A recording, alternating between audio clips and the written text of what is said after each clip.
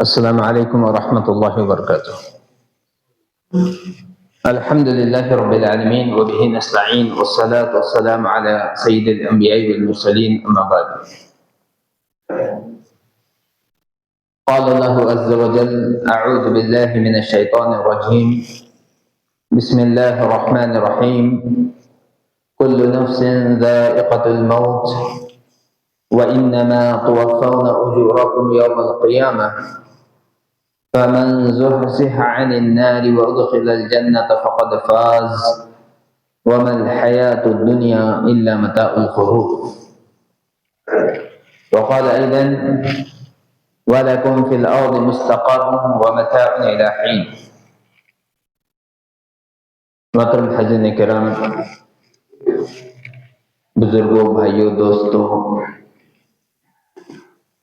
پیارے بچوں اور قابل احترام اسلامی بہنوں، اللہ تعالیٰ ہی کے لیے تمام تعریفیں ہیں۔ عزت و بزرگی، بڑائی اور کبریائی اسی کا حق ہے۔ فللہ الحمد، اور بے شمار درود و سلام ناصر اللہ کے پیارے نبی سید الاولین والآخرین محمد عربی صلی اللہ علیہ وسلم کی ذات گرامی پر۔ سامعین کرام، اس سے پہلے کہ میں جو میرا موضوع ہے اس پر کچھ روشنی ڈالوں، کچھ باتیں آپ کے سامنے رکھوں، یہ بات آپ کے سامنے رکھنا چاہتا ہوں کہ ہم لوگ جو یہاں حاضر ہیں، اللہ تعالیٰ سے دعا ہے کہ اللہ تعالیٰ ہم سب کی نیتوں میں اخلاص پیدا فرمائے۔ میرے بھائیوں، یہاں کتنے لوگ بیٹھے ہیں یہ اہمیت نہیں رکھتا ہے۔ اہمیت اس بات کی ہے کہ اللہ تبارک و تعالیٰ نے ہمیں یہ توفیق دی کہ ہم یہاں حاضر ہوں، بیٹھیں، اپنا وقت فارغ کریں اور جو کچھ باتیں اللہ تعالیٰ کی توفیق سے ہمارے سامنے آ رہی ہیں ہم اس کو سنیں، اپنے دل میں اس پر عمل کرنے کی ایک لو جلائیں، اس لیے کہ اللہ رب العالمین کے دین کو سیکھنے کی کوشش کرنا یہ بہت عظیم عمل ہے۔ میں سمجھتا ہوں کہ بارہا آپ نے اس سلسلے میں بہت ساری باتیں سنی ہوں گی، اور اس کے جو فضائل ہیں، اللہ کے نبی صلی اللہ علیہ وسلم نے جو ایسی مجلسوں کی فضیلتیں بیان کی ہیں بارہا ہمارے سامنے آتے رہتی ہیں۔ تو ان تمام کو جاننے کے بعد بھی اب آپ دیکھیں کہ کتنے سارے لوگ ہیں، ان کے سامنے اس بات کو بیان کیا گیا جمعہ کی نماز میں، چاہے یہاں ہو یا مکد نگر میں ہو، لوگوں کے سامنے اعلان کیا گیا ہوگا، اسی طرح اس سے پہلے بھی اعلانات کیے گئے ہوں گے، تو اس کے بعد بھی اتنے سارے لوگ جمعے میں تو حاضر تھے، یہاں حاضر نہیں ہیں، تو یہ اللہ تعالیٰ کی توفیق ہے۔ ہمیں اس پر اللہ تعالیٰ کا شکر گزار ہونا چاہیے، اس لیے کہ اللہ کا وعدہ ہے لَإِن شَكَرْتُمْ لَأَزِيدَنَّكُمْ وَلَإِن كَفَرْتُمْ إِنَّ عَذَابِي لَشَدِيدٌ۔ اگر تم شکر گزاری کرو گے تو میں تمہیں اور زیادہ دوں گا۔ تو شکر گزاری صرف مال پر، پیسے پر، گاڑی پر، گھر پر نہیں، اس سے زیادہ بڑی نعمت ہدایت ہے۔ مال، دولت، اسباب سے زیادہ بڑی دولت یا انعام اللہ تعالیٰ کا یہ ہے کہ اللہ تعالیٰ اس کے دین کی محبت ہمارے دلوں میں پیدا کرے۔ اس بات کی زیادہ اہمیت ہے کہ اللہ رب العالمین ہمیں اس بات کی توفیق دے کہ ہم اس کے دین کے لیے اپنے وقت کو فارغ کر سکیں۔ تو میرے بھائیوں اور میرے دوستوں، ہمیں اللہ تعالیٰ کا شکر بجا لانا چاہیے اور ساتھ ہی دعا کرنی چاہیے کہ اللہ رب العالمین ہمارے دلوں میں اخلاص پیدا فرما، اور اے اللہ ہماری اس حاضری کو تو شرف قبولیت عنایت فرما۔ آمین یا رب العالمین۔ حاضرین کرام، جو میرا عنوان ہے دین سے دوری کے اسباب اور ان کا علاج، یعنی آدمی دین سے دور کیوں ہو جاتا ہے۔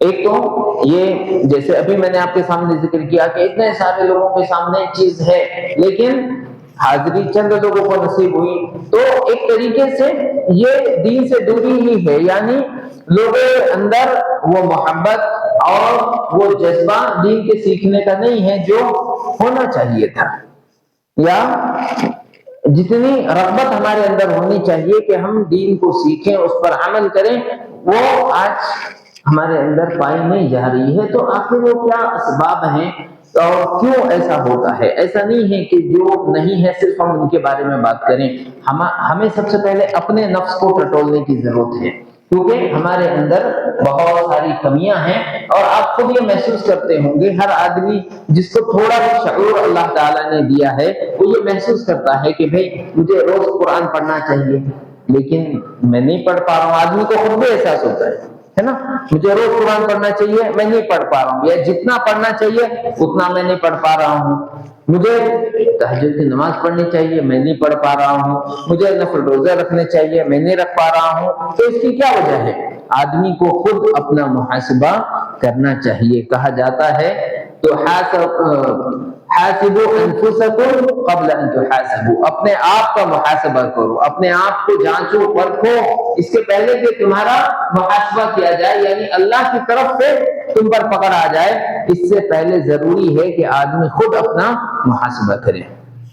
تو میرے بھائیوں، سب سے پہلی بات یہ ہے کہ آدمی کو اس دنیا کی حقیقت کو سمجھنا چاہیے، اپنی زندگی کی حقیقت کو سمجھنا چاہیے۔ اللہ تعالیٰ نے فرمایا وَلَكُمْ فِي الْأَرْضِ مُسْتَقَرٌّ وَمَتَاعٌ إِلَىٰ حِينٍ، کہ تمہارے لیے اس دنیا میں ایک متعینہ، ایک فکس وقت کے لیے وہاں رہنے سہنے کا انتظام ہے، اور وہاں زندگی گزارنے کا تمہارے لیے انتظام ہے۔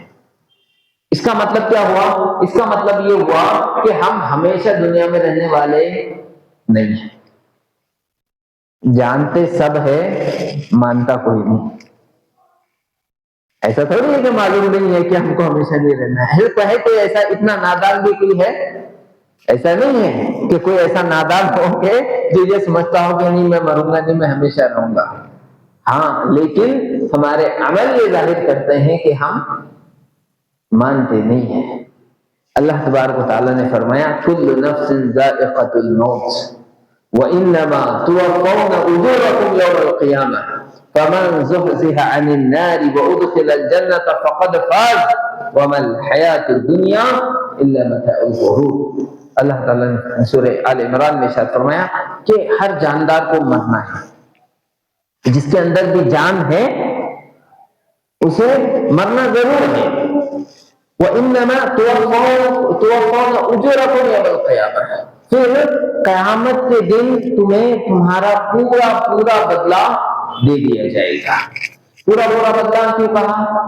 اس لیے کہ اعمال کا کچھ نہ کچھ بدلہ دنیا میں بھی دیا جاتا ہے، چاہے اچھے ہوں یا برے ہوں۔ جو بھی آدمی کرتا ہے اس کے اثرات اس کی زندگی پر پڑتے ہیں، چاہے آدمی اس کو محسوس کرے یا نہ کرے۔ اس لیے کبھی بھی اس غلط فہمی میں نہیں رہنا کہ ہم جو بھی کر لیں، کچھ لوگ ہوتے ہیں نا اچھا ٹھیک ہے دیکھیں گے، ہے نا، اور زیادہ بہادر ہے وہ لوگ، کہ وہ ڈرتے نہیں ہیں، اچھا ٹھیک ہے قیامت کے دن کیا ہوتا ہے وہ دیکھیں گے۔ دراصل یہ شیطان نے ان کے دل کو اتنا سخت کر دیا ہے کہ انہیں اس بات کا احساس نہیں ہے کہ وہ کیا کہہ رہے ہیں۔ ہاں، جب وہ موت کو اپنی آنکھوں کے سامنے دیکھ لیں گے تب انہیں پتا چلے گا کہ وہ جو کہا کرتے تھے کہ اچھا دیکھ لیں گے، اب سمجھ میں آئے گی کہ حقیقت کیا ہے۔ بہرحال اللہ رب العالمین نے فرمایا کہ قیامت کے دن تمہیں تمہارا بدلہ پورا بھی دیا جائے گا۔ فَمَن يَعْمَلْ مِثْقَالَ ذَرَّةٍ خَيْرًا يَرَهُ وَمَن يَعْمَلْ مِثْقَالَ ذَرَّةٍ شَرًّا يَرَهُ، جو ذرہ برابر نیکی کرے گا وہ بھی دیکھ لے گا، اور جس نے ذرہ برابر برائی کی ہوگی وہ بھی اسے دیکھ لے گا، اس کے نامہ اعمال میں موجود ہوگا اور اس کا بدلہ اس کو دیا جائے گا۔ ٹھیک ہے، اصل بات اس کے آگے ہے فَمَنْ زُحْزِحَ عَنِ النَّارِ وَأُدْخِلَ الْجَنَّةَ فَقَدْ فَازَ، چنانچہ جو شخص جہنم سے بچا لیا گیا اور جنت میں داخل کر دیا گیا تو اس نے اصل کامیابی حاصل کر لی، زبردست کامیابی اس کو مل گئی۔ وَمَا الْحَيَاةُ الدُّنْيَا إِلَّا مَتَاعُ الْغُرُورِ، حقیقت یہ ہے کہ دنیا کی زندگی تو بس دھوکے کا سامان ہے۔ یہ بات نہیں سمجھنے کی وجہ سے آدمی دنیا کے دھوکے میں پڑا ہوا ہے۔ دین سے دوری کا سبب یہ ہے کہ وہ اس بات کو سمجھتا نہیں ہے کہ جو دنیا ہے جہاں وہ رہ رہا ہے اور اس کی رنگینیوں میں وہ کھویا ہوا ہے، بیوی ہے، بچے ہیں، گھر بار ہے، گاڑی ہے، باغات ہیں، کھیتیاں ہیں، دکانیں ہیں، مالز ہیں، فلاں فلاں فلاں جو ساری چیزیں ہیں، اس کو ایسا لگتا ہے کہ شاید ہمیشہ اسی میں رہنا ہے، ہمیشہ وہ اس سے لطف اندوز ہوتا رہے گا، جبکہ حقیقت اس کے بالکل خلاف ہے۔ یہ دنیا کی زندگی دھوکے کا سامان ہے۔ دھوکے کا سامان یعنی آدمی آپ دیکھیں کسی چیز کو کہتا ہے یہ میرا ہے، یہ میرا ہے، میں ایسا کروں گا، میں ایسا کروں گا۔ بہت سارے لوگوں کے بارے میں لوگ چرچا کرتے ہیں کہ ابھی اس نے بڑا عالیشان گھر بنایا اور اس میں اتنے لاکھ اور اتنے کروڑ خرچ کر دیا، اور اس کے بعد ایک مہینے کے بعد، ایک ہفتے کے بعد وہ اس گھر میں رہنے جانے والا تھا، اس کے پہلے وہ قبرستان پہنچ گیا۔ کیا سوچا تھا اس نے، کیا پلاننگ کی تھی، لیکن سب کچھ دھرا کے دھرا رہ گیا۔ تو یہ دھوکے کا سامان ہے۔ جیسے کوئی بچہ سمندر کے کنارے کھیل رہا ہو اور وہ بڑی انہماک کے ساتھ بڑی دلچسپی کے ساتھ بڑی لگن سے آپ دیکھیں وہ قلعہ بناتا ہے ریت کا یا ایک گھر بناتا ہے، اور وہ ایسا اس میں کھو گیا ہے کہ کسی چیز کا اسے احساس نہیں ہے۔ آدھا گھنٹہ ہو گیا، 1 گھنٹہ ہو گیا، 2 گھنٹہ ہو گیا، اور بڑا خوش ہے اس کو بنا کر کے، ایسا لگتا ہے کہ یہ ہمیشہ اس کے پاس رہے گا۔ لیکن کیا ہوتا ہے، اچانک کوئی سمندر کی تیز لہر آئی اور جو کچھ اس نے محنت کی تھی، جو بنایا تھا، جس سے وہ بڑا خوش تھا، اس کو تہس نہس کر دیا۔ کوئی وجود بھی اس کا باقی نہیں رہا۔ بس ایسے ہی انسان کی زندگی ہے، یہ کماتا ہے، وہ کماتا ہے، یہ بناتا ہے، وہ بناتا ہے، یہ حاصل کر لیتا ہے، اولاد سے خوش ہے، ناتا پوتی سے خوش ہے، اچانک موت آئی اور سب کچھ دھرا کے دھرا رہ گیا۔ وَمَا الْحَيَاةُ الدُّنْيَا إِلَّا مَتَاعُ الْغُرُورِ، دنیا کی زندگی تو بس ایک دھوکے کا سامان ہے، جیسے اللہ تعالیٰ نے فرمایا وَمَا الْحَيَاةُ الدُّنْيَا إِلَّا لَعِبٌ وَلَهْوٌ وَلَلدَّارُ الْآخِرَةُ خَيْرٌ لِلَّذِينَ يَتَّقُونَ أَفَلَا تَعْقِلُونَ، کہ دنیا کی زندگی یہ تو بس کھیل تماشا ہے۔ لعب ولہو، 2 لفظ اللہ تعالیٰ نے استعمال کیے۔ لعب کہتے ہیں اسپورٹس، کھیل کود، یعنی جسمانی طور سے آدمی جس میں لگا رہتا ہے، جو بھی کھیل آدمی کو پسند ہے، سیر تفریح پسند ہے۔ اور لہو کہتے ہیں یہ ایسے چیزیں جس میں دلی طور سے آدمی کو اس میں بڑی خوشی محسوس ہوتی ہے، چاہے اس کا جسم اس میں لگا ہو یا نہ لگا ہو۔ جیسے آج کل آپ سمجھ سکتے ہیں کہ بھی کوئی بچہ ہے جس کو کھیلنا بڑا پسند ہے، کرکٹ کھیلنے میں گھنٹوں گزارتا ہے، فٹ بال کھیلنے میں گھنٹوں گزارتا ہے، یہ لعب ہے، اور بڑے وہی موبائل لے کر بیٹھے ہوئے ہیں، یہ لہو ہے۔ تو اللہ تعالیٰ نے فرمایا انسان کی جو زندگی ہے وَمَا الْحَيَاةُ الدُّنْيَا إِلَّا لَعِبٌ وَلَهْوٌ، بس کھیل تماشا ہے۔ وَلَلدَّارُ الْآخِرَةُ، جبکہ آخرت کی زندگی خَيْرٌ لِلَّذِينَ يَتَّقُونَ، ان لوگوں کے لیے بہت اچھی ہے جو اللہ کا تقوی اختیار کرتے ہیں۔ افلا تعقلون، کیا تم بھی سمجھتے نہیں ہو؟ پھر بھی تم نہیں سمجھتے۔ میرے بھائیوں اور میرے دوستوں، اللہ تبارک و تعالی نے یہ جو دنیا بنائی ہے، اس کی لذت انسان کے لیے پیدا کرتی ہے، اس کے دل میں اس کی چاہت ہے، فطری ہے۔ اگر کوئی یہ کہے کہ بھئی آپ دنیا سے بے رغبت ہو جاؤ، بالکل کوئی چاہت دنیا کی آپ کے دل میں نہ ہو، تو ایسا ممکن نہیں ہے اور ایسا مطلوب بھی نہیں ہے، یعنی شریعت آپ کو اس کا حکم نہیں دیتی بلکہ شریعت منع کرتی ہے۔ کوئی آدمی یہ کہے کہ میں اللہ کے واسطے سب چھوڑ دیتا ہوں، سنیاس لے لیتا ہوں، پہاڑ پہ چلا جاتا ہوں، جنگل میں چلا جاتا ہوں، شریعت اس کی اجازت نہیں دیتی. آپ دنیا میں رہیں، حلال طریقے سے اس سے فائدہ اٹھائیں، اور لیکن یہ یاد رکھیں کہ اصل جو انسان کی کامیابی ہے، جو اصل اس کا مقصد ہے، وہ آخرت ہے. آخرت کو حاصل کرنا اس کا مقصد ہونا چاہیے. اگر آدمی نے اس میں غفلت کر لی تو پھر معاملہ گڑبڑ ہو گیا. اللہ تعالیٰ نے فرمایا من کفر باللہ من بعد ایمانہ الا من اکرہ وقلبہ مطمئن بالایمان ولکن من شرح بالکفر صدرا فعلیہم غضب من اللہ ولہم عذاب عظیم ذلک بانہم استحبوا الحیاۃ الدنیا علی الآخرہ وان اللہ لا یہدی القوم الکافرین. کہ جس نے ایمان لانے کے بعد پھر کفر کر لیا، وَقَلْبُهُ مُطْمَئِنٌ بِالْإِيمَانِ، کفر کا کوئی کام کیا، کوئی شرکیہ بات اس کی زبان سے نکلی، لیکن اس کا دل ایمان سے مطمئن ہے، تو ایسے آدمی پر کوئی گناہ نہیں. لیکن جو آدمی سچ مچ دین سے پھر جائے، کفر کا ارتکاب کر لے، فَعَلَيْهِمْ غَضَبٌ مِّنَ اللَّهِ، ایسے آدمی کے اوپر اللہ کا غضب ہے، وَلَهُمْ عَذَابٌ عظیم، اور ایسے لوگوں کے لیے دردناک اور بہت بڑا عذاب ہے. ہوا کیوں ایسا؟ بھلا کوئی آدمی ایمان لانے کے بعد پھر کافر ہو سکتا ہے؟ اللہ تعالیٰ نے اس کا سبب بیان کیا، ذَلِكَ بِأَنَّهُمُ اسْتَحَبُّوا الْحَيَاةَ الدُّنْيَا، ایسا اس وجہ سے کہ انہوں نے دنیا کی زندگی کو زیادہ اہم سمجھا. بِأَنَّهُمُ اسْتَحَبُّوا الْحَيَاةَ الدُّنْيَا عَلَى الْآخِرَةِ، آخرت کے مقابلے میں انہوں نے دنیا کو پسند کر لیا. وَأَنَّ اللَّهَ لَا يَهْدِي الْقَوْمَ الْكَافِرِينَ، اور اللہ تبارک و تعالی کافر قوم کو پسند نہیں کرتا. تو جب آدمی کے پاس ویژن اس کا صاف نہ ہو کہ دنیا کیا ہے، آخرت کیا ہے، دنیا کتنی معمولی ہے اور آخرت کتنی عظیم ہے، اس کو اگر آدمی بھول جائے تو پھر معاملہ اس کا گڑبڑ ہے. اور اسی لیے اللہ تبارک و تعالیٰ نے ایسے لوگوں سے دور رہنے کا حکم دیا ہے جو آپ کو ہمیشہ بس دنیا دنیا اور دنیا میں لگا کر رکھتے ہیں.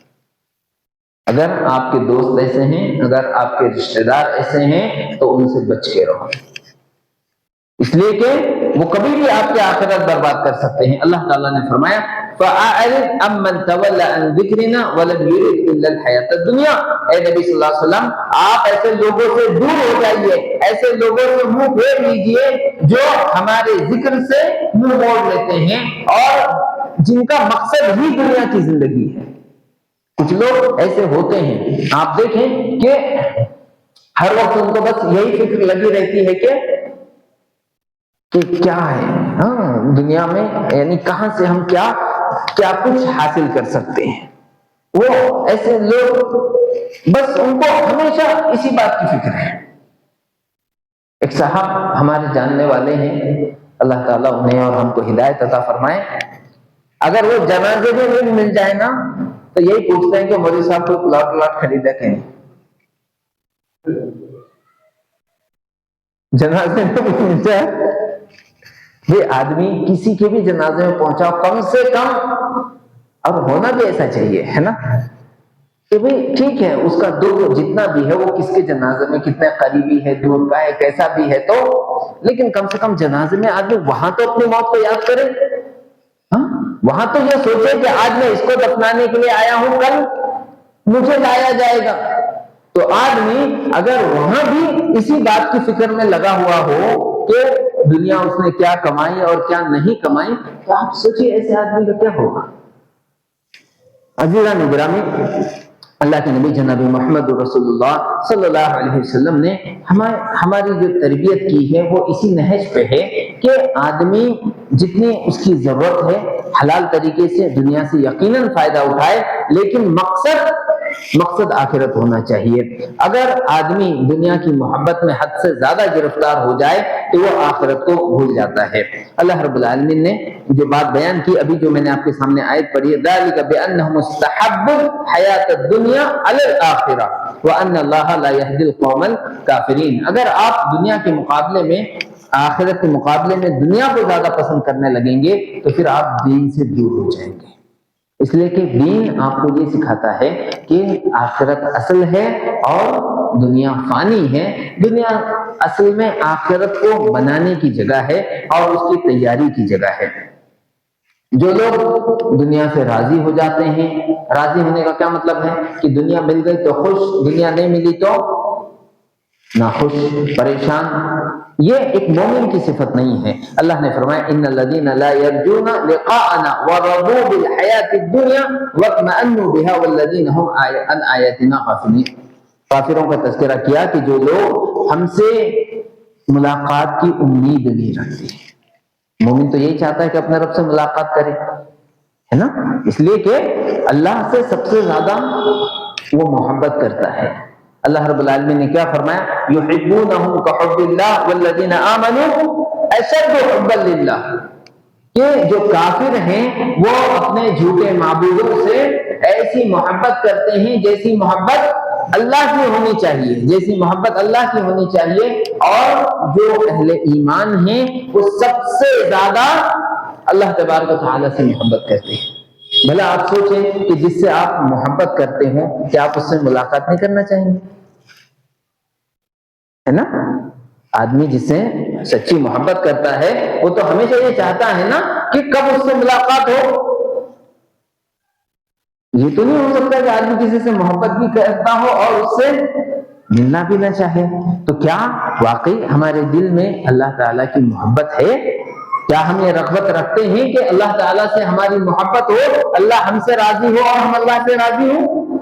میرے بھائیوں، یہ بڑے غور کرنے کی بات ہے اور اس کے لیے تیاری کرنے کی ضرورت ہے۔ میرے بھائیوں، دین سے دور ہونے کا ایک بڑا سبب یہ ہے کہ شیطان نے ہمارے سامنے دنیا کو بڑا سجا کر پیش کیا ہے، بڑا سوار کر کے پیش کیا ہے کہ دنیا کتنی خوبصورت ہے، جتنی ہے وہ تو ہے ہی، لیکن شیطان اس سے بھی زیادہ اس کو سجا سوار کر کے لوگوں کے سامنے پیش کرتا ہے۔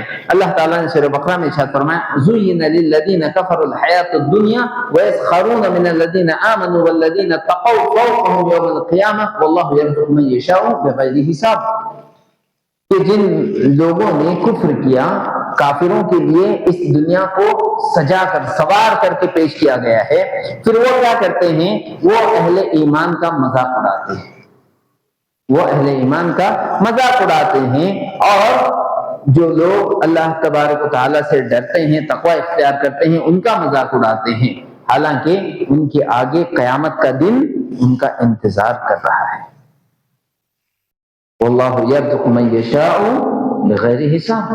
اگر اللہ تعالیٰ نے ہمیں بہت کچھ نہیں نوازا ہے، ایک تو یہ ہے کہ آدمی یعنی جتنا اس کو ملا ہے کیا اس پہ راضی ہوتا یا نہیں ہوتا؟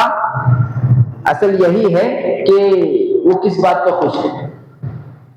ورنہ آپ دیکھیں کہ جو مزدور روزانہ کماتا ہے، کھاتا ہے، آپ کو دکھے گا کہ وہ بھی اپنی زندگی میں خوش ہے، جبکہ ایک کروڑ پتی ہے جو پریشان ہے، اور ہر وقت روزانہ یہی حساب ہے کہ کس طریقے سے میں کہاں سے لون لے لوں، کہاں سے کیا کر لوں، اور کہاں سے یہ جو کچھ میرا کاروبار ہے وہ 2 گنا ہو جائے، 4 گنا ہو جائے، 10 گنا ہو جائے۔ اللہ کے نبی صلی اللہ علیہ وسلم نے فرمایا الغنا غنى النفس، مالداری روپیوں پیسوں میں نہیں ہے، اور آپ کبھی بھی روپیوں پیسوں میں اسے کیلکولیٹ نہیں کر سکتے۔ کہ آپ یہ سمجھے کہ جب آپ کروڑ پتی ہو جائیں گے تو اپنے آپ کو مالدار محسوس کریں گے، کبھی نہیں ہو سکتا۔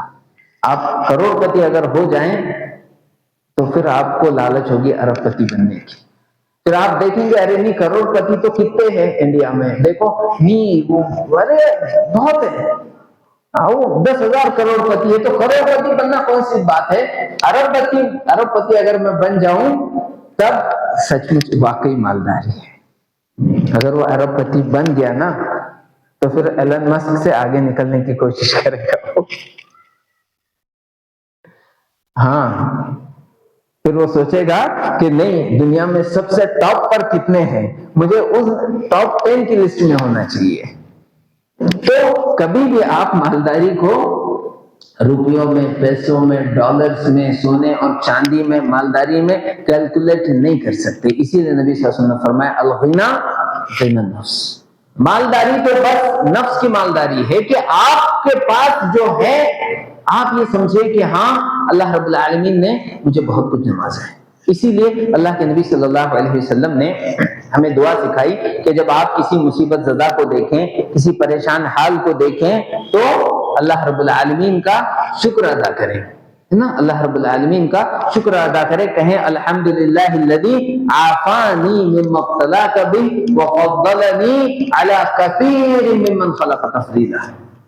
اللہ تیرا شکر ہے، اللہ کا شکر ہے جس نے مجھے اس پریشانی سے، اس تکلیف سے بچایا جس میں تو مبتلا ہے۔ اس کے منہ پہ نہیں کہنا ہے، آدمی اس کو دیکھ رہا ہے تو یہ دعا یہ خود پڑھ رہا ہے نا، کہ جس میں یہ بندہ پریشان ہے، ایکسیڈنٹ ہو گیا، بیمار ہے اور کسی طرح کے پریشانی میں ہے، تو اللہ تو نے مجھے اس سے بتا وہ فضلنی علی کثیر ممن خلق تفضیلا، اور اللہ تیرے ہزاروں لاکھوں پتہ نہیں کتنے بندے ہیں کہ تو نے ان سے اچھا مجھ کو رکھا ہے، صحت دی، مال دیا، کھانا دیا، ہے نا، اور نہ جانے کیا کیا چیزیں۔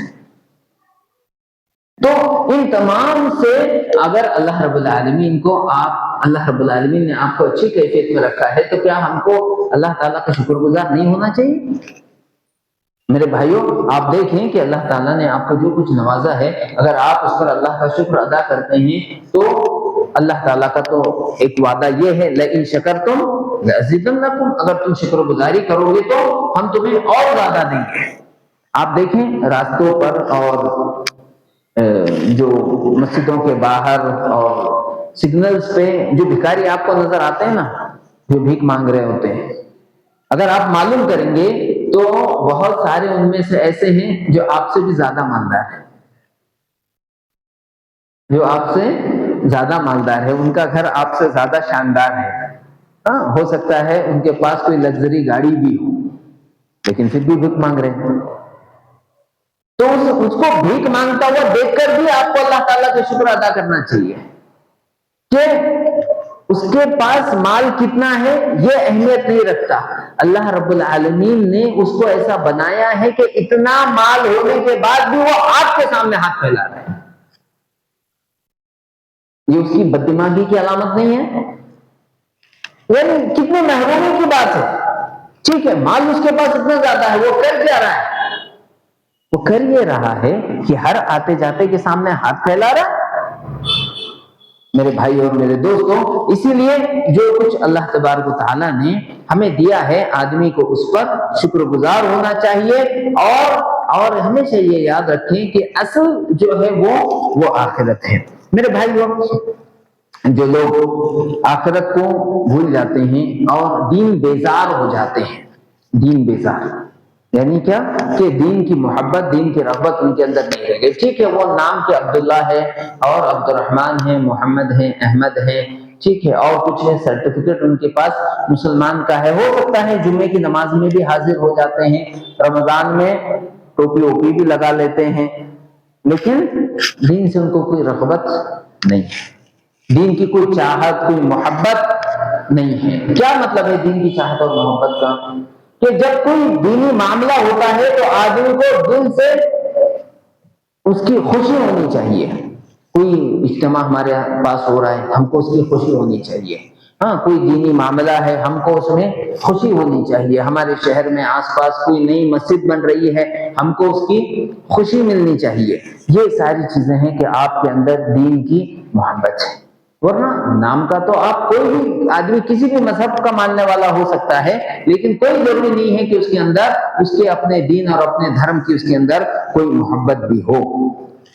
چنانچہ جو لوگ یعنی دین بیدار ہو جاتے ہیں، اس کی ایک وجہ یہ ہے کہ انہوں نے آخرت کے مقابلے میں دنیا کو زیادہ پسند کر لیا ہے۔ اللہ تعالیٰ نے ارشاد فرمایا اولئک الذین اشتروا الحیاۃ الدنیا بالآخرہ فلا یخفف عنہم العذاب ولا هم ینصرون۔ یہ وہ لوگ ہیں جنہوں نے آخرت کے مقابلے میں دنیا کو خرید لیا ہے، آخرت کے مقابلے میں انہوں نے دنیا کو خرید لیا ہے، چنانچہ ان کا نہ تو عذاب کم ہوگا نہ ہی ان کی کوئی مدد آخرت میں کی جائے گی، اللہ تبارک و تعالیٰ کی طرف سے ان کی کوئی مدد ہونے والی نہیں ہے۔ اسی لیے آپ قارون کو دیکھیں کہ قارون نے کیا کیا، قارون کو اللہ تبارک و تعالیٰ نے جو خزانہ دیا ہے نا، یہ تھا بنو اسرائیلیوں میں سے۔ ایک بات آپ جانتے ہو نہ جانتے ہو، ہے نا، آدمی یہ سمجھتا ہے کہ قارون، یہ جب اس کا ذکر فرعون کے ساتھ ہوتا ہے ہمیشہ، تو آدمی کیا سمجھتا ہے کہ شاید وہ فرعونیوں میں سے رہا ہو، قبطیوں میں سے۔ وہ قبطی نہیں تھا، وہ بنو اسرائیلیوں میں سے تھا، حضرت موسیٰ علیہ السلام کی قوم کا آدمی تھا وہ۔ لیکن کیا ہوتا ہے، جب انسان کے پاس بہت زیادہ مال آ جائے اور اس مال کے ساتھ شکر گزاری نہ آئے، مال کے ساتھ ایمان کی اہمیت آدمی کے پاس نہ ہو جائے، تو اس کو پالا بدلتے دیر نہیں لگتی۔ آج آپ اس کا عینی مشاہدہ کر سکتے ہیں کہ اگر اللہ تبارک و تعالیٰ نے کسی کو خوب مال عطا کر دیا، کسی کو کوئی کرسی مل گئی، تو کب وہ آپ کے دشمنوں کے خیمے میں چلا جائے گا آپ اندازہ نہیں کر سکتے۔ کل تک آپ کے ساتھ اٹھنے بیٹھنے والا، کل تک جو ہے تو آپ کا ساتھ نبھانے والا، اگر اسے آج کوئی کرسی مل جائے، کوئی عہدہ مل جائے، کوئی بہت مال و اسباب مل جائے، کب وہ آپ کا دشمن ہو جائے گا آپ سوچ بھی نہیں سکتے۔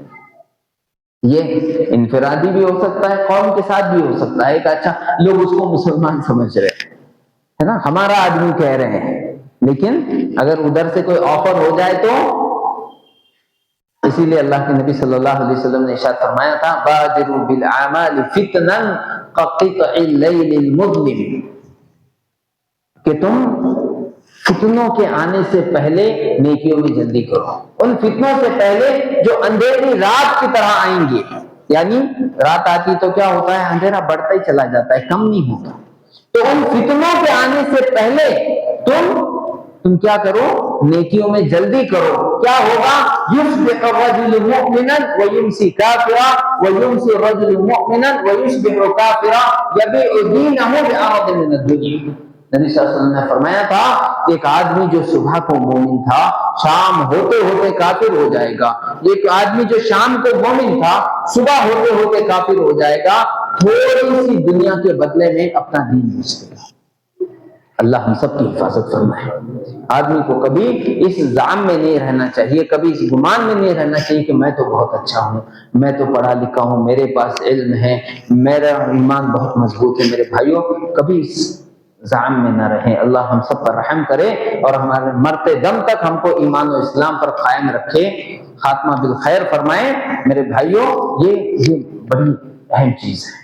تو اللہ رب العالمین جب کسی کو کوئی نعمت دیتا ہے تو وہ نعمت اس کو ہضم ہو ایسا ضروری نہیں ہے۔ ایسے ہی معاملہ قارون کے ساتھ ہوا، قارون کے ساتھ، یہ بنو اسرائیلیوں میں سے تھا، لیکن جب اللہ رب العالمین نے اسے خوب خزانہ عطا فرمایا تو کیا ہوا، یہ فرعونیوں کے ساتھ مل گیا اور ان کے ساتھ مل کر کے یہ ظلم و زیادتی کرنے لگا اپنے ہی لوگوں پر، یعنی بنو اسرائیلیوں پر، حضرت موسیٰ علیہ السلام کے قوم پر۔ اس کا کیا انجام ہوا وہ آگے ہم دیکھیں گے۔ ایک جو وجہ ہے دین سے دوری کی، وہ بے دین لوگوں کی مرعوبیت ہے، اور یہ بہت بڑا ایفیکٹ ہے۔ ایک آدمی دین سے کیوں دور ہو جاتا ہے، وہ جب یہ دیکھتا ہے کہ جو کافر ہے، مشرک ہے نا، وہ بڑے مزے میں ہیں، ان کے پاس مال ہے، دولت ہے، ان کے پاس حکومت ہے، ہاں یہ ساری چیزیں جب وہ دیکھتا ہے، یا وہ یہ دیکھتا ہے کہ ان کے پاس طاقت ہے اور وہ جو چاہے کریں، ظلم کریں مسلمانوں پہ، کوئی ان کا ہاتھ روکنے والا نہیں ہے، تو آدمی مرعوبیت کا شکار ہو کر کے دین سے دور ہو جاتا ہے۔ حالانکہ اگر آدمی یہ سوچ لے کہ بھئی آخر ٹھیک ہے، اگر ظلم و زیادتی ہو رہی ہے تو ایک تو یہ ہے کہ یہ کوئی نئی بات نہیں ہے نا، اسلام اور کفر کی جو چپقلش ہے، جو جنگ ہے، جو مخالفت ہے، وہ تو ہمیشہ سے ہو رہی ہے، نئی بات کیا ہے اس میں؟ ابھی ہم فرعون کا ذکر کر رہے ہیں، فرعون نے بنو اسرائیلیوں پر جو ظلم کیا، کیا آج کے ظلم سے زیادہ ہے کہ نہیں ہے؟ بہت زیادہ تھا۔ ارے وہ اس نے حکم دے دیا، ہزاروں ننھے بچوں کو، نوزائیدہ بچوں کو قتل کر دیا گیا، ہاں لڑکوں کو۔ کوئی پوچھنے والا نہیں تھا کہ بھئی یہ تو کیسے کر رہا ہے، کوئی عدالت نہیں، کوئی سنوائی نہیں، ساری قوم کو غلام بنا کر کے رکھا ہے، جب جس کو چاہے قتل کر دے، جس کے ساتھ جو معاملہ کرے۔ کوئی پوچھنے والا تھا اس کو؟ کوئی پوچھنے والا نہیں تھا۔ ایک دو نہیں، قرآن اٹھا کر کے دیکھیے، آپ کو دسیوں قوموں کے یہ سارے معاملات ملیں گے کہ ان کے ساتھ ایسا ہوا۔ تو یہ کوئی نئی بات تو نہیں ہے کہ آج ہمارے اوپر اگر ظلم ہو رہا ہے تو، اور پھر آدمی یہ دیکھے کہ بھئی ٹھیک ہے، زیادہ سے زیادہ ظلم کیا ہوگا کہ میری جان لے لی جائے گی، انتہائی ظلم تو یہی ہے نا، بھی مارا گیا، ستایا گیا، پریشان کیا گیا، ہاں جائیداد چھین لی گئی، بے دخل کر دیا گیا، جیل میں ڈال دیا گیا، آخری ایک دم آخری کیا ہے، بھی پھانسی پہ لٹکا دیا ہے نا، موت کے گھاٹ اتار دیے، اس سے آگے کچھ ہے؟ اس سے آگے تو کچھ نہیں ہے۔ تو سوچنے کی بات یہ ہے کہ بھئی اس کے مقابلے میں جو ہمارا ایمان ہے کہ آخرت کی زندگی ہمیشہ کی زندگی ہے، تو وہ تو فائدے کا ہی سودا ہوا نا، اور جی لیتے 10-20 سال، جی لیتے 50 سال، پتہ نہیں جتنا اللہ نے لکھا ہے، تو ٹھیک ہے وہ زندگی ختم ہو گئی، اس کے بعد آخرت کی جو ہمیشہ کی زندگی ہے وہ شروع ہو گئی، تو اس میں کون سی پریشانی کی بات ہے؟ دراصل یہ جو مرعوبیت ہے یہ انسان کو دین سے دور کر دیتی ہے۔ اللہ تعالیٰ نے ارشاد فرمایا وَلَا تُعْجِبْكَ أَمْوَالُهُمْ وَأَوْلَادُهُمْ إِنَّمَا يُرِيدُ اللَّهُ أَن يُعَذِّبَهُمْ بِهَا فِي الدُّنْيَا وَتَزْهَقَ أَنفُسُهُمْ وَهُمْ كَافِرُونَ۔ اللہ تعالیٰ نے فرمایا کہ یہ جو تمہارے دشمن ہیں، یہ جو اللہ کے دشمن ہیں، دین اسلام کے دشمن ہیں، ان کے مال، ان کی اولاد، ان کی حکومتیں یہ تمہیں دھوکے میں نہ ڈالیں، اس سے کبھی دھوکہ مت کھانا۔ انما یرید اللہ ان یعذبهم بها فی الدنیا، اللہ تعالیٰ اسی کے ذریعے سے ان کو دنیا میں عذاب دینا چاہتا ہے۔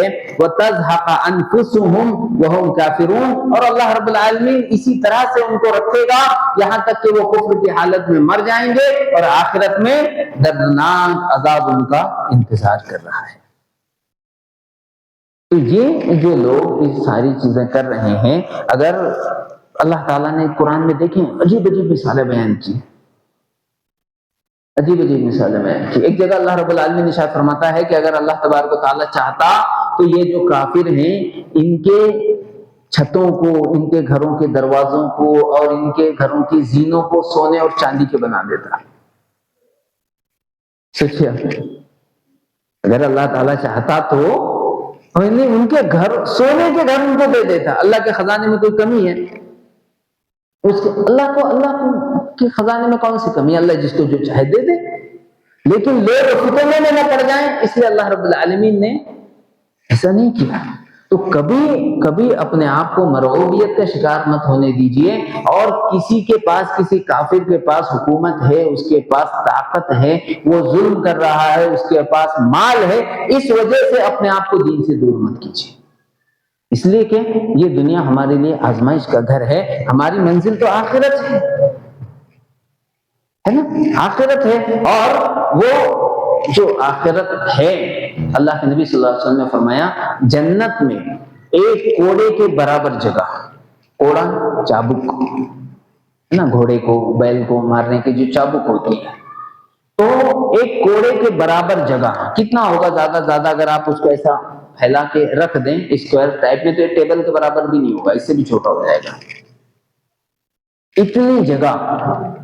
اتنی جگہ جنت میں دنیا اور ما فیہا سے زیادہ بہتر ہے، بلکہ کئی گنا۔ اگر آپ جنت، دنیا میں جو بھی نعمت آپ سمجھ لیں، دنیا میں سونا ہے، چاندی ہے، حکومت ہے، روپیہ ہے، پیسہ ہے، جو کچھ آپ تصور کر سکتے ہیں کہ دنیا میں کیا کیا نعمتیں ہیں، یہ دنیا اور کئی گنا اور اگر ایسے مل جائے، اس سے زیادہ بہتر ہے کہ آدمی کو جنت میں ایک کوڑے کے برابر جگہ مل جائے۔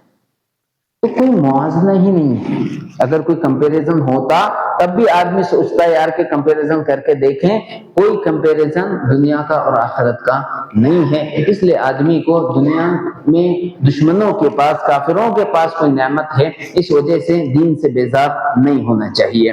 میرے بھائیوں، اللہ تبارک و تعالیٰ نے یہ جو دنیا کی نعمتیں رکھی ہیں، دراصل انسان کو اس میں دکھتا ہے کہ یہ فوراً اس کو حاصل ہو رہی ہے نا، دنیا میں جو بھی ہے وہ فوراً حاصل ہونے والی نعمت ہے۔ ایک آدمی بھی اس کو کہا جائے کہ سود حرام ہے، جبکہ وہ دیکھ رہا ہے کہ اگر میں نے سودی قرض لے لیا، 10 لاکھ روپے لے لیے، تو اس 10 لاکھ روپے سے میں یہ خرید لوں گا، وہ کر لوں گا، یہ بزنس کھڑا کر لوں گا، میری دکان کھڑی ہو جائے گی۔ کیا مطلب؟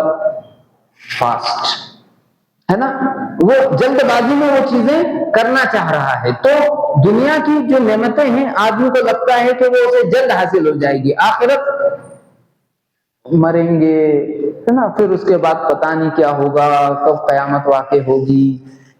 آدمی جلد باز پیدا کیا گیا ہے. دوسرے مسئلہ یہ ہے کہ جنت میں جانا تو ہر شخص چاہتا ہے، لیکن مرنا کوئی نہیں چاہتا ہے نا. کون کون جنت میں جانا چاہتا ہے؟ ابھی سب ہاتھ اٹھائیں گے میں جنت میں چاہتا ہوں، ہے نا. اچھا پوچھو مرنا کون چاہتا ہے؟ کوئی نہیں مرنا چاہتا. تو کیا مرے بغیر جنت مل جائے گی؟ نہیں مل سکتی نا. جنت میں جانا ہے تو مرنا تو پڑے گا. تو معاملہ یہ ہے دین بیزاری کا، دین سے دوری کا، یہ کہ آدمی جلدی ملنے والی نعمتیں حاصل کر لینا چاہتا ہے. اللہ رب العالمین نے قرآن کریم میں فرمایا کلا بل تحبون العاجلہ، جلدی مل جانے والا فائدہ تم حاصل کرنا چاہتے ہو، فوراً امیڈیٹ کیا نعمتیں مجھے مل رہی، کل کیا ملے گا وہ کل کی بات مت بتاؤ، آج ابھی کیا ملے گا مجھ کو. تو یہ انسان کی صفت، اللہ نے ویسے ان کو بنایا ہے. ان هؤلاء يحبون العاجلة ويذرون وراءهم يوما ثقيلا. اللہ تعالیٰ نے فرمایا یہ لوگ جو ہیں یہ جلدی کی چیزیں چاہ رہے ہیں، حالانکہ ان کے پیچھے انہوں نے ایک بہت بھاری دن کو چھوڑا ہے، یعنی قیامت کے دن کو. میرے بھائیوں، یہ جلد بازیاں، یہ دنیا کی رنگینیاں، اس میں کھو جانا، یہ مومن کی صفت نہیں ہے، یہ کافر کا کام ہے. مومن کا معاملہ کیا ہے؟ مومن کا معاملہ یہ ہے، اللہ تعالیٰ نے مومنوں کی صفات قرآن میں بیان فرمائے. وَمِنْهُمْ مَن يَقُولُ رَبَّنَا آتِنَا فِي الدُّنْيَا حَسَنَةً وَفِي الْآخِرَةِ حَسَنَةً وَقِنَا عَذَابَ النَّارِ. کہ وہ یہ کہتے ہیں اے اللہ تو ہمیں دنیا میں بھلائی عطا فرما اور آخرت میں بھی بھلائی عطا فرما، دنیا کا بھی خیر دے اور آخرت کی بھی خیر دے. یہ ایک سمجھدار مومن کی صفت ہے کہ وہ یہ چاہتا ہے کہ دنیا میں جو اللہ تعالیٰ نے حلال طریقے سے خیر رکھا ہے وہ اسے ملے، اور آخرت کی بھی بھلائی ملے، آخرت کی کامیابی اور جنت اس کو مل جائے. اللہ تعالیٰ نے فرمایا وَاكْتُبْ لَنَا فِي هَذِهِ الدُّنْيَا حَسَنَةً وَفِي الْآخِرَةِ إِنَّا هُدْنَا إِلَيْكَ.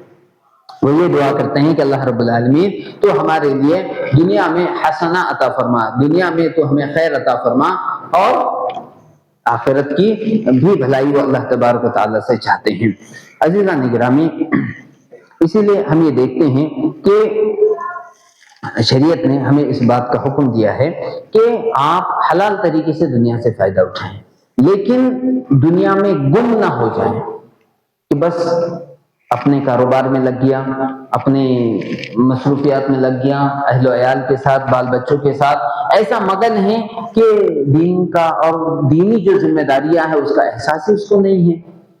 سورہ جمعہ میں اللہ تعالیٰ نے فرمایا فَإِذَا قُضِيَتِ الصَّلَاةُ فَانتَشِرُوا فِي الْأَرْضِ وَابْتَغُوا مِنْ فَضْلِ اللَّهِ وَاذْكُرُوا اللَّهَ كَثِيرًا لَعَلَّكُمْ تُفْلِحُونَ. ہم سے پہلے کی جو امتیں گزری ہیں ان کے ساتھ اللہ تبارک و تعالیٰ نے معاملات سختی کے رکھے. آپ دیکھیں پورا دن ان کو حکم دیا کہ پورا دن تم کوئی کام نہیں کر سکتے، پورا دن تمہیں اللہ تعالیٰ کی عبادت ہی کرتے رہنا ہے، کسی کو سنیچر کسی کو اتوار. لیکن ہمارے لیے جمعہ کو ان کے سنیچر اتوار سے زیادہ مبارک بنایا، اور پورا دن آپ کو مکلف نہیں کیا، بلکہ کیا کہا کہ جب نماز ختم ہو جائے فَإِذَا قُضِيَتِ الصَّلَاةُ فَانتَشِرُوا فِي الْأَرْضِ، تو جاؤ زمین میں پھیل جاؤ. آپ کی دکان ہے دکان پہ چلے جاؤ، آپ نوکری کرتے ہیں اپنے نوکری میں واپس چلے جاؤ، آپ ڈرائیور ہیں گاڑی پہ اپنی چلے جاؤ، جو کرتے ہو وہاں چلے جاؤ. فَانتَشِرُوا فِي الْأَرْضِ. لیکن گمت ہو جانا کہ ہفتے کا ریچارج کر لیا، اب اس کے بعد اگلے جمعے کو دیکھتے کیا ہے، نہیں. فَانتَشِرُوا فِي الْأَرْضِ وَابْتَغُوا مِنْ فَضْلِ اللَّهِ، اللہ کا فضل تلاش کرو. وَاذْكُرُوا اللَّهَ كَثِيرًا لَعَلَّكُمْ تُفْلِحُونَ. جہاں بھی رہو، اپنی دکان پر ہے، اپنی فیکٹری میں ہے، گاڑی چلا رہے ہو، جہاں بھی ہو، فَاذْكُرُوا اللَّهَ كَثِيرًا، کثرت سے اللہ تعالیٰ کو یاد کرو. لَعَلَّكُمْ تُفْلِحُونَ، تاکہ تم کامیاب ہو جاؤ. تو جتنی اللہ تعالیٰ نے ذمہ داری دی ہے، پابندی کی ہے، اتنی بھی اگر ہم نہ کریں تو یہ تو ناشکری ہے. جب اللہ تعالیٰ نے ہم کو پورا دن کا مکلف نہیں کیا، لیکن یہ کہا اذا نودی للصلاۃ من یوم الجمعۃ فاسعوا الی ذکر اللہ وذروا البیع، جب نماز کا وقت ہو جائے تو لین دین تجارت بند کرو اور فوراً نماز کے لیے پہنچ جاؤ۔ لیکن ہم کیا کریں؟ ہم اتنا بھی وقت نہ دیں، ہمیں احساس ہی نہ ہو کہ آج جمعہ ہے، ہم اس میں بھی جو ہے تو ڈنڈے مارنے کی کوشش کریں۔ بس جب جماعت کھڑے ہونے والی ہے، ہم کو معلوم ہے 1 بجے اذان ہوتی ہے، 1:30 بجے جماعت ہوتی ہے، تو 1:25 پر ہم حاضر ہو رہے ہیں بھاگتے دوڑتے، کوے کی طرح 2 ٹھونگ ماری اور فوراً غائب، اور یہ سمجھا کہ اب چھوٹا ریچارج تو اپنا ہو گیا ہے، اب ڈائریکٹ پھر سے اگلے جمعے کو آ کے ریچارج کر لیں گے۔ یہ ریچارج چلنے والا نہیں ہے۔ اس جمعے کی بھی اللہ تعالیٰ کو ضرورت نہیں ہے، اس کی بھی ضرورت اللہ کو نہیں ہے، کوئی ضرورت نہیں ہے، کیوں اللہ تعالیٰ پہ احسان کرتے ہو؟ تو میرے بھائیوں اور دوستوں، اللہ تبارک و تعالیٰ نے جو جائز فائدہ اٹھانا ہمارے لیے لکھا ہے، ہم اس سے فائدہ اٹھائیں اور اللہ تبارک و تعالیٰ کا شکر بجا لائیں کہ اس نے ہمیں ہدایت دی ہے۔ اس لیے کہ اللہ تبارک و تعالیٰ نے یہی حکم ہمیں دیا ہے، لئن شکرتم لأزیدنکم، اگر تم شکر گزاری کرو گے تو ہم تمہیں اور زیادہ دیں گے۔ اللہ تبارک و تعالیٰ نے دراصل یہ جو دنیا ہمیں دی ہے، یہ آخرت سنوارنے کے لیے دی ہے، نہ کہ اس میں اکڑ دکھانے کے لیے۔ اس سے پہلے میں نے آپ کے سامنے قارون کا تذکرہ کیا اور یہ کہا تھا کہ اس کا انجام ہم آگے ذکر کریں گے۔ تو جب اللہ تعالیٰ نے اس بدماش کو خزانہ دیا ہے نا، کتنا خزانہ دیا تھا؟ اللہ تعالیٰ فرماتے ہیں کہ ہم نے اسے اتنا مال دیا کہ اس کے خزانے کئی پہلوان قسم کے لوگ مل کر کے اس کے خزانے کی کنجیاں اٹھا سکتے تھے۔ خزانہ نہیں، خزانہ نہیں، خزانے کی کنجیاں، چابیاں۔ بھئی ایک کمرے میں خزانہ ہے، تالے کتنے رہیں گے؟ ایک رہے گا، 2 3 4 رہیں گے، ہے نا؟ چابیاں بھی کتنی ہوئی؟ 3 4 چابیاں ہوئی۔ تو آپ سوچئے کہ صرف چابیاں اٹھانے کے لیے کئی پہلوان قسم کے لوگ اگر درکار ہوں تو خزانہ کتنا ہوگا؟ تو جب اللہ تعالیٰ نے اسے خزانہ دیا تو اس نے کیا کیا؟ اس نے اللہ تعالیٰ کو بلا دیا، اس نے اس خزانہ دینے والے کو بلا دیا، اس نے اپنے قوم کے نبی سے بغاوت کی۔ انجام کیا ہوا؟ اللہ رب العالمین ارشاد فرماتے ہیں فَخَسَفْنَا بِهِ وَبِدَارِهِ الْأَرْضَ فَمَا كَانَ لَهُ مِنْ فِئَةٍ يَنْصُرُونَهُ مِنْ دُونِ اللَّهِ وَمَا كَانَ مِنَ الْمُنْتَصِرِينَ۔ اس آیت کے پہلے بھی کچھ بڑی نصیحت آموز آیتیں ہیں۔ اللہ تعالیٰ ارشاد فرماتے ہیں ایک دن یہ قارون اپنے سارے یعنی اپنے بہترین سواری وغیرہ کے ساتھ بہترین لباس پہن کر کے کچھ خزانہ وزانے کے ساتھ یہ نکلا، تو لوگوں نے دیکھا اور دیکھ کر کے کہنے لگے کہ ارے کتنا قسمت والا ہے، کاش اللہ تعالیٰ ہم کو بھی ایسا خزانہ دیتا تو کتنے مزے ہوتے۔ یہ آرزو کر رہے ہیں، لیکن پھر کیا ہوا؟ اللہ تعالیٰ نے فرمایا فَخَسَفْنَا بِهِ وَبِدَارِهِ الْأَرْضِ۔ اچھا، اس کے بعد لوگوں نے یہ بھی کہا، اس سے یہ کہا کہ اللہ تعالیٰ نے جو تجھ کو دیا ہے اس پر اللہ تعالیٰ کا شکر ادا کر، اکڑ مت دکھا، غرور مت کر، اور جیسے اللہ تعالیٰ نے تجھ پر انعام کیا ہے تو بھی غریبوں مسکینوں کا خیال رکھ، ان کا حق ادا کر۔ تو یہ کیا کہتا ہے؟ یہ کہتا ہے کہ میں نے اپنی عقل سے کمایا ہے، میں نے اپنے قوت بازو سے حاصل کیا ہے، میں نے کمایا ہے۔ جیسے لوگ کہتے ہیں نا میں نے، یہ گھر میں نے بنایا، میرے باپ دادا نے نہیں چھوڑا تھا، میں نے کمایا، یہ فیکٹری میں نے لگائی، یہ میں نے کیا، وہ میں نے کیا۔ وہ یہ بھول جاتا ہے کہ تو نے کوشش کی، دیا اللہ نے ہے، ورنہ تجھ سے زیادہ محنت کرنے والے لوگ دنیا میں ہیں، تجھ سے زیادہ ڈگریاں رکھنے والے لوگ دنیا میں ہیں، دیا اللہ تعالیٰ نے ہے۔ ہاں تو نے کوشش کی، تجھے اللہ تعالیٰ کا شکر بجا لانا چاہیے۔ تو قارون نے بھی کہا کہ میں نے اسے اپنے دست بازو سے حاصل کیا ہے۔ اللہ رب العالمین فرماتا ہے فَخَسَفْنَا بِهِ وَبِدَارِهِ الْأَرْضِ، ہم نے اس کو اس کے محل سمیت زمین میں دھسا دیا، فما كان له من فئة ينصرونه من دون الله، اور جب ہم نے اسے دھسایا تو کوئی جماعت کوئی بھی اس کی مدد کو نہیں آیا، نہ آ سکا، وما كان من المنتصرين، نہ ہی وہ مدد حاصل کرنے والے بن سکے۔ اچھا، اب اس کو جب دھسایا گیا، لوگوں نے دیکھا اپنی نگاہ سے کہ یہ اپنے محل کے ساتھ زمین میں دھس گیا ہے، تو وہ جو کل جو آرزو کر رہے تھے نا کہ کاش اللہ تعالیٰ ہم کو بھی ایسا خزانہ دے دے، تو کہنے لگے بہت اچھا ہوا اللہ نے ہم کو نہیں دیا، بہت اچھا ہوا اللہ تعالیٰ نے ہم کو نہیں دیا، نہیں تو وہ گیا ہم بھی اس کے ساتھ ہی زمین میں دھسے ہوتے۔ تو میرے بھائیوں، خلاصہ باتوں کا یہ ہے کہ آدمی جو دین سے دور ہو جاتا ہے یا دین کی رغبت اور دین کی محبت اس کے اندر پیدا نہیں ہوتی ہے یا کم ہو جاتی ہے، اس کے بہت سارے اسباب ہیں۔ آدمی کو ان اسباب کو تلاش کرنا چاہیے کہ آخر کیا وجہ ہے۔ کئی بار لوگ آتے ہیں، ہم سے ملتے ہیں، کہتے ہیں کہ مولوی صاحب ہم پہلے میں بہت پابندی سے نماز پڑھتا تھا، اب میں نماز میں میرا دل نہیں لگتا ہے، کوئی اور کچھ کہتا ہے، کوئی اور کچھ کہتا ہے۔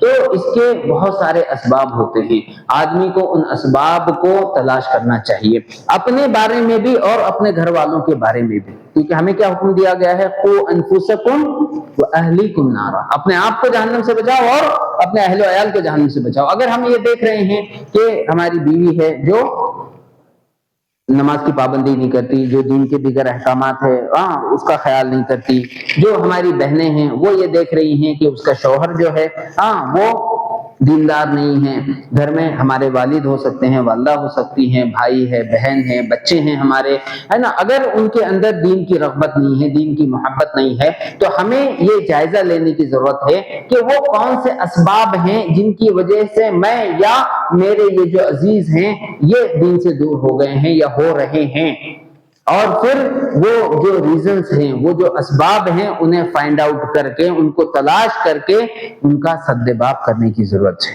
اس کے لیے ضروری ہے کہ ہم اللہ کی کتاب کو پڑھیں، اللہ کے نبی صلی اللہ علیہ وسلم کی احادیث کو پڑھیں، اپنے گھر میں ہم دینی ماحول بنائیں۔ میرے بھائیوں، باتیں بہت ہوتی ہے، ہم کہتے ہیں، سنتے ہیں، پریکٹیکلی کیا کرنا چاہیے یہ بات بہت کم ہوتی ہے۔ اس لیے ہمارے لیے بہت ضروری ہے کہ ہم روزانہ اپنے گھر میں تلاوت قرآن کا معمول بنائیں۔ آپ ایک پارہ پڑھ سکتے ہیں، بہت اچھی بات ہے، آدھا پارہ پڑھ سکتے ہیں، ٹھیک ہے، کچھ نہیں پڑھ سکتے، پاؤ پارہ، اچھا ایک صفحہ بھی نہیں پڑھ سکتے، ایک صفحہ کتنا ٹائم لگے گا؟ کتنا بھی آپ آہستہ آہستہ پڑھتے ہو، اٹکتے پڑھتے ہو تو 10 منٹ سے زیادہ، مجھے نہیں لگتا کہ کسی بھی آدمی کو 10 منٹ سے زیادہ ایک صفحہ پڑھنے کے لیے 10 منٹ سے زیادہ لگے گا، ایک صفحہ۔ اور اللہ کی قسم اگر کوئی آدمی یہ کہتا ہو کہ میرے پاس ٹائم نہیں ہے، یعنی ایک صفحہ قرآن پڑھنے کے لیے اگر اس کے پاس دن میں ٹائم نہیں ہے، تو اس سے زیادہ محروم آدمی کوئی نہیں ہے۔ آپ یہ موبائل لے کر کے واٹس ایپ پہ کتنا وقت روز گزارتے ہیں؟ فیس بک، ٹویٹر، یہ سب تو اور الگ بات ہے نا، کتنا وقت؟ تو اللہ کی کتاب کے لیے جو کتاب ہدایت ہے، جو آخرت کی یاد دلانے والی ہے، جو زندگی کی کتاب ہے، اگر اس کے لیے ہم 10 منٹ بھی نہ دے سکتے ہوں تو کیا ہو؟ تو ضروری ہے کہ ہم تلاوت قرآن روزانہ کریں، بڑے ہوں، چھوٹے ہوں، مرد ہوں، عورتیں ہوں۔ اسی طریقے سے کوئی اچھی سی آپ حدیث کی کتاب لیجئے، بلوغ المرام لے لیجئے یا ریاض الصالحین لے لیجئے، اور کوئی کتاب لے لیجئے، اپنے امام صاحب سے مشورہ کر کے روزانہ ایک حدیث پڑھنے کا معمول اپنے گھر میں آپ بنائیے، کہ جس وقت سارے لوگ گھر میں موجود ہوتے ہیں، سونے سے پہلے یا صبح فجر کے بعد سب لوگ بیٹھے ہیں، آپ ایک حدیث اس میں سے پڑھیں، ہے نا، اس میں تشریح بھی وہی دی ہے، اپنی طرف سے کوئی عقل لگانے کی ضرورت نہیں ہے۔ جو بات اس میں نہیں سمجھ میں آئی ہے اس پر نشان لگائیے، جب نماز کے لیے آئیں امام صاحب سے پوچھئے کہ ہم نے یہ حدیث پڑھی، اس میں یہ باتیں لکھی ہوئی تھی، 4 پوائنٹ لکھے ہوئے تھے، 3 تو سمجھ میں آئے، چوتھا سمجھ میں نہیں آیا، ذرا یہ سمجھا دیجئے۔ امام صاحب نے سمجھایا، اگلے دن جب گھر میں آپ پڑھیں گے کتاب کو تو بتائیے کہ میں نے یہ پوچھا اور مولانا نے اس کا یہ مطلب بتایا ہے۔ صرف باتیں کرنے سے نہیں ہوگا، ہے نا۔ جو بھی ہم بے دینی کا رونا رو رہے ہیں اپنے اولاد کے تعلق سے، اپنے بچوں کے تعلق سے، اپنے تعلق سے، تو پریکٹیکلی ہمیں کچھ نہ کچھ کرنا ہوگا تاکہ ہمارے گھروں میں دینی ماحول بنے، ہے نا۔ یہ شیطان تو ہر ایک کے پاس ہے، ہاں بچے نے 10ویں پاس کیا نہیں کہ وہ آپ سے ضد کر کے اپنے لیے اسپیشل ایک شیطان مانگ رہا ہے. ارے بھائی اس کے مقابلے کے لیے کیا کر رہے ہیں ہم، ہے نا، اس کے مقابلے کے لیے ہم کیا کر رہے ہیں. تو میرے بھائیوں اور میرے دوستوں، ضرورت اس بات کی ہے کہ ہم اپنا جائزہ لیں، جو کمیاں خامیاں ہمارے اندر ہیں ان کو دور کرنے کی کوشش کریں، علماء کی صحبت میں زیادہ سے زیادہ رہیں، اس لیے کہ جتنا آپ علماء کی صحبت میں رہیں گے انشاءاللہ تعالی وہاں سے آپ کو خیر ہی حاصل ہوگا. اور اپنی ان کمیوں کو دور کر کے اللہ تبارک و تعالی سے قریب ہونے کی کوشش کریں، اللہ تعالیٰ سے خوب دعائیں کریں، اس لیے کہ توفیق دینے والا بہرحال اللہ رب العالمین ہی ہے. اللہ تعالیٰ سے دعا ہے کہ اللہ العالمین ہمیں اپنا محاسبہ کرنے کی توفیق عنایت فرما. اللہ العالمین یقیناً ہم بڑے گنہگار و خطا کار ہیں، اے اللہ تو غفور و رحیم ہے، اے اللہ ہماری خطاؤں سے درگزر فرما. اللہ العالمین ہمارے گناہوں کو معاف فرما. رب العالمین تیرے دین کی محبت ہمارے دل میں پیدا فرما. الہ العالمین دین کے لیے قربانیاں دینے والا بنا. اے اللہ جب تک زندہ رکھ ایمان و اسلام پر رکھ. اے اللہ جب خاتمہ ہو تو خاتمہ بالخیر فرما. آمین یا رب العالمین. وآخر دعوانا ان الحمد للہ رب العالمین. والسلام علیکم ورحمۃ اللہ وبرکاتہ. سبحانک اللہم وبحمدک لا الہ الا انت استغفرک واتوب الیک.